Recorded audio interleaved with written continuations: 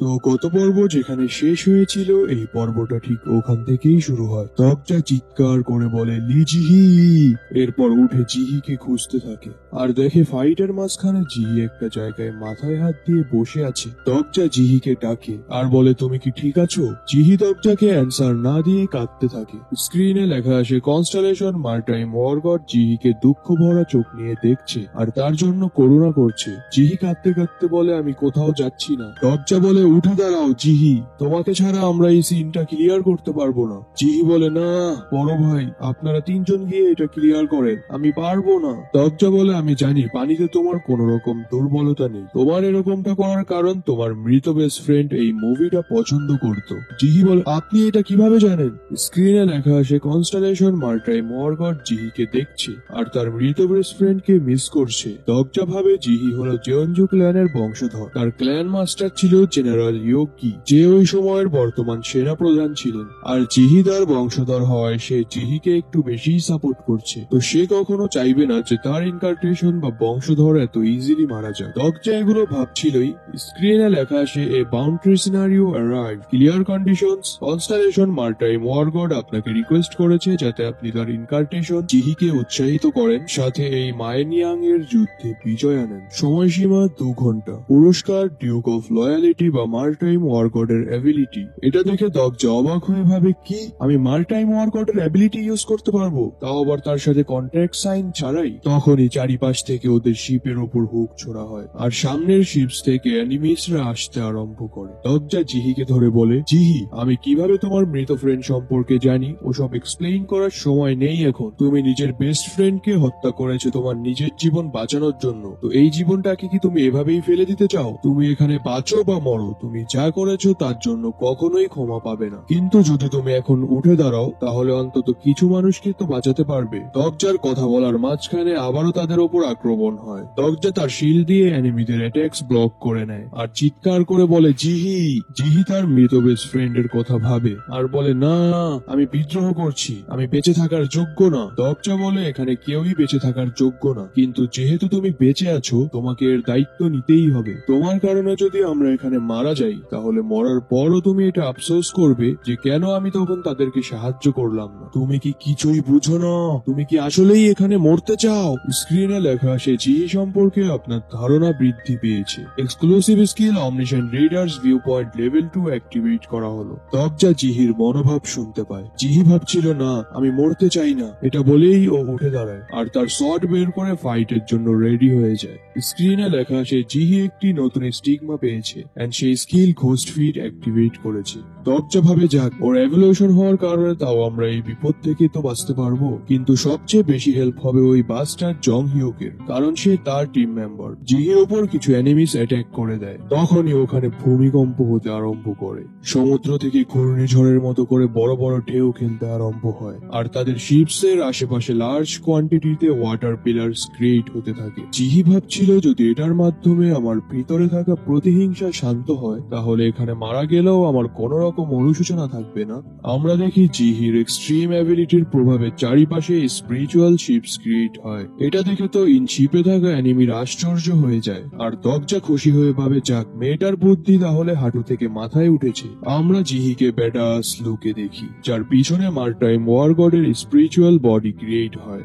এরপর রয়্যাল স্টাইলে হাত উপর করে বলে ফায়ার, সাথে সাথেই ওখানে থাকা শিপস গুলা ব্লাস্ট হতে আরম্ভ করে। দরজা ভাবে যেই মেয়েটার কান্না একটু আগে থামছিলই না সে এখন এই যুদ্ধের হাল ধরেছে। তার স্টিগমা গোস্ট ফ্লিট যা তাকে ফিউচারে সি কমান্ডার বানাবে। এখন শুধু সময় এনিমিদের শিপস গুলা ধ্বংস হওয়ার। তখনই জিহির স্পিরিচুয়াল শিপস থেকে এনার্জি বিম বের হয়ে এনিমিদের শিপস এর উপর অ্যাটাক করে দেয় আর এনিমিদের শিপস এন্ড সোলজার্সরা এক এক করে কুপঘাত হতে থাকে। সিন শিফট হয়। দরজা বলে প্রায় 1 ঘন্টা হতে চললো। আমরা সমুদ্রের সিন দেখি যেখানে জাস্ট শিপস এর ধ্বংসস্তূপ ছাড়া আর কিছুই দেখা যাচ্ছিল না। আমরা জিহিকে দেখি যে লং ফাইটিং এর পর হাঁপাচ্ছিল। স্ক্রিনে লেখা আসে এই মুভির এন্ডিং দেখে ডানজন মাস্টার খুশি হয়েছে, সবাইকে 500 কয়েন্স করে রিওয়ার্ড দেওয়া হলো।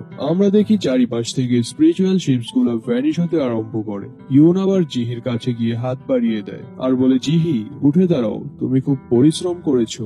কিলিয়ং বলে আপু আপনার স্কিলটা সেই লেভেলের ছিল। দরজার সামনে আবার হঠাৎ সিস্টেম উইন্ডো ওপেন হয় যেখানে লেখা ছিল ছিল বাউন্ডারি সিনারিও কমপ্লিট হয়েছে। দরজা ভাবে, ওহ আমি তো ভুলেই গিয়েছিলাম মার্টাইম ওয়ারগড আমাকে একটা স্টিগমা দিবে। আশা করছি সে আমাকে ঘোস্ট ফ্লিট স্টিগমাটা দিবে।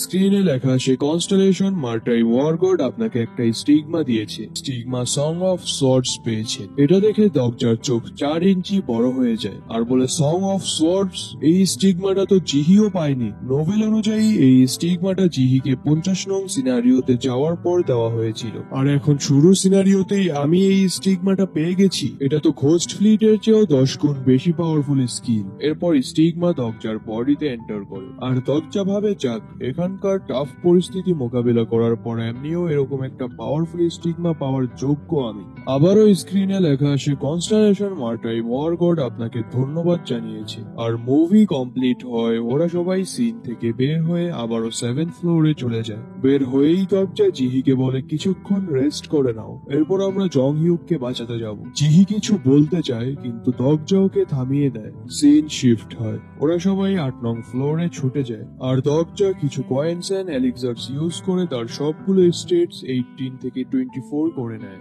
আর ভাবে আশা করছি এই স্টেট গুলা বস ফ্লোর মোকাবিলা করার উপযুক্ত হবে। ওপরে যেতেই দরজা কিছু একটা দেখে চমকে যায়। স্ক্রিনে লেখা আসে, আপনি 8 নং ফ্লোর রুফ গার্ডেনে এন্টার করেছেন। দরজা দেখে সামনে জং হিউক হিরোর মতো করে দাঁড়িয়ে আছে। এটা দেখে দরজার মুখ বাংলার 5-এর মতো হয়ে যায়, আর ভাবে, ওহ তাহলে সে এখনো মরেনি। হিউর আবার বলে, এটা তো ওই লোকটাই না যার নাম জং হিউক? দরজা বলে, ধ্যাস সালা, আমি শুধু শুধু এতটা প্যারা নিয়ে এখানে ছুটে আসলাম। ও তো এমন ভাবে পোজ মেরে দাঁড়িয়ে আছে যেন সুপারস্টার আল্লু অর্জুন। দরজা আবারও জোকার মোড়ে চলে যায়, আর জং হিউকের কাছে গিয়ে সজোরে একটা ঝাঁটা মারে, আর বলে, ওই জং হিউক, তুমি তাহলে এখনো মরনি? আমার তো মন চাইছে তোমাকে আরো কিছু ঝাঁটা মারতে, কিন্তু কি করব, বডিটা তো পাঠার মতো বানিয়েছো, মেরে আমারই হাত ব্যথা করছে। দরজা দেখে এত নাটক করার পরও জং হিউক কোনো রিয়াকশন দিচ্ছে না। কিরে জং হিউক, ঝাঁটাটা কি বেশ জোরে লেগেছে নাকি, যে কথাই বলতে পারছিস না? দরজা জং হিউকের মুখোমুখি চায় আর বলে, না আমাকে এটা বলো না যে ডানজান মাস্টার জং হিউককে বশ করে ফেলেছে। দরজা সামনে একটা লোককে দেখে আর বলে, আমি শিওর সেই ডানজান মাস্টার হবে। স্ক্রিনে লেখা আসে, থিয়েটার বসের প্রতিচ্ছবি প্রকট হয়েছে। দরজা ভাবে, ধ্যাত, এখন আমি বুঝতে পারছি যে জং হিউক কেন কোনো রিয়াকশন দিচ্ছিল না। সে এখন পুরোপুরি ডানজান মাস্টারের পাপেটে পরিণত হয়েছে। স্ক্রিনে লেখা আসে, থিয়েটার বস জং হিউককে নিয়ন্ত্রণ করছে। এটা দেখে দরজা পিছপা হয়ে যায় আর বলে, ওই জং হিউক ওয়েট, আমরা এই ব্যাপারে কথা বলতে পারি। জং হিউক তার ফার্স্ট স্পিড ইউজ করে দরজাকে একটা এক্সট্রিম পাঞ্চ করে। স্ক্রিনে লেখা আসে, জং হিউক তার স্কিল ফোর্স পাম লেভেল 4 দিয়ে আক্রমণ করেছে। আক্রমণের প্রবণতা এতটাই ছিল যে দরজা সিনারিও ব্যারিয়ারের ওখানে ছিটকে পড়ে আর ব্যাডলি ইনজার্ড হয়ে যায়। এটা দেখে হিউন চিৎকার করে দরজাকে ডাকে, আর তার স্কিল ডেমন স্লেইং ইউজ করে জং হিউকের ওপর অ্যাটাক করে দেয়। জং হিউক তার ওপর অ্যাটাক আসতে দেখে তার ফার্স্ট স্টেজ এজিলিটির সাহায্যে ডজ করে নেয়। দরজা বলে, হিউন না, তোমার বর্তমান স্টেটস অনুযায়ী তুমি ওর সাথে পেরে উঠবে না। হিউন আবারও জং হিউকের ওপর অ্যাটাক করে, কিন্তু জং হিউক ওর হাত ধরে ফেলে আর ফুল ফোর্স নিয়ে একটা পাঞ্চ করে, বাট হিউনও তার ফাস্টেস্ট মুভমেন্ট দেখিয়ে পাঞ্চটা ডজ করে নেয় আর কেন্ডো টেকনিক ইউজ করে জং হিউকের কাছ থেকে দূরে সরে যায় আর বলে, যতটা ভেবেছিলাম সে তার চেয়েও বেশি শক্তিশালী। তখনই জং হিউক তার 100 স্টেপ ডিভাইন পাঞ্চ ইউজ করে নিমিষেই তার পাঞ্চ নিয়ে হিউনের সামনে চলে আসে। সিন জিহির দিকে শিফট হয়। সে নিচে ঘুমাচ্ছিল, শব্দ শুনে তার ঘুম ভেঙে যায় আর সে ওপরে ছুটে আসে। ওপরে আসতেই বুম শব্দে জিহি ঘাবড়ে যায় আর দেখে হিউনকে কেউ একজন আঘাত করে ব্যাডলি ইনজার্ড করে ফেলেছে। ও চিৎকার করে বলে ওঠে, হিউন আপু! তখনই দরজাও চিৎকার করে বলে, জিহি ওয়াচ আউট! জিহি দেখে জং হিউক তার পাঞ্চ নিয়ে জিহির ওপর রাশ করে দিয়েছে। জিহি বলে, মাস্টার! জিহি তার ghost work first aid movement use করে বেঁচে যায় আর জং হিউকের পাঞ্চটা গিয়ে দেওয়ালে লাগে। জিহি এটা দেখে আশ্চর্য হয়ে যায় যে জং হিউক তার ওপর আক্রমণ করেছে। দরজা বলে, জিহি, জং হিউক এখন ডানজান বসের বসে আছে, দ্রুত ডানজান বসের উপর রাশ করো, আমরা ডানজান বসকে দেখি। ও জিহিকে দেখে ডেভিল লুক দেয়। জিহি আবার ডানজান বসকে মারার জন্য ছুটে যেতে থাকে। তখনই জং হিউক তার ফাস্টেস্ট মুভমেন্ট ইউজ করে জিহির কাছে এসে পড়ে আর এক্সট্রিম ফোর্স নিয়ে জিহির ফেসে একটা কিক করে। এতে জিহিও ইনজার্ড হয়ে মেঝেতে লুটিয়ে পড়ে। হিউন আবারও তলোয়ার হাতে নিয়ে ফুল ফোর্স সহ জং হিউকের দিকে অ্যাটাক করার জন্য আগায়। জিহিও কোন রকম উঠে জং হিউকের উপর অ্যাটাক করার জন্য এক্সট্রিম কিক রেডি করে। দুজনের অ্যাটাক জং হিউকের গায়ে লাগতেই যাবে তখনই জং হিউক তার ফাস্টেস্ট জাম্প ইউজ করে ডজ করে নেয়। এটা দেখে হিউন তার স্কিল হাওয়ার অফ জাজমেন্ট অ্যাক্টিভেট করে। গিলিয়ং লাইটনিং এনার্জি স্ট্রাইক করে জং হিউকের উপর, কিন্তু জং হিউক তার লাইট প্রোটেকশন ব্যারিয়ারের মাধ্যমে বেঁচে যায়। আর হিউন তার হাওয়ার অফ জাজমেন্ট স্কিলটাও অ্যাক্টিভেট করতে পারে না, কজ অ্যাবসলিউট গোডের কনস্টেলেশনসরা তার রিকোয়েস্ট রিজেক্ট করে দিয়েছিল। তখনই জং হিউক আবারও হিউনের উপর অ্যাটাক করার জন্য আগায়। হিউন স্কিল অ্যাক্টিভেশন নিয়ে অন্যমনস্ক ছিল। জং হিউকের পাঞ্চে সে হিউনের ফেসে লাগে আর সে আবারও দূরে ছিটকে পড়ে। দগজা ক্যারেক্টার লিস্ট স্কিল ইউজ করে জং হিউকের অ্যাট্রিবিউটস দেখে। Overall stats stamina and strength level 28, agility level 26, mana level 25। আর দগজা দেখে তার অ্যাবিলিটিস এর মধ্যে একটা নতুন স্টিগমাও অ্যাড হয়েছে, যা ছিল ট্রান্সমিশন। এর মাধ্যমে সে আগের লাইফ গুলায় যে স্কিলস গুলা পেয়েছে তা ব্যাক করতে পারবে। এরপর গিলিয়ংকে বলে, গিলিয়ং তুমি তো জানোই যে এখন তোমার কি করতে হবে। গিলিয়ং বলে, হ্যাঁ ভাইয়া আমি বুঝেছি। এটা বলেই গ্র্যান্ড সামানিং স্পেল পড়তে থাকে। আর দগজা ট্রাইনোসরাস রেক্স এর ডিএনএ কনজিউম করে নেয়। এতে তার প্রত্যেকটা স্ট্যাট সেল লেভেল 24 থেকে 34 এ কনভার্ট হয়ে যায় 30 মিনিটস এর জন্য।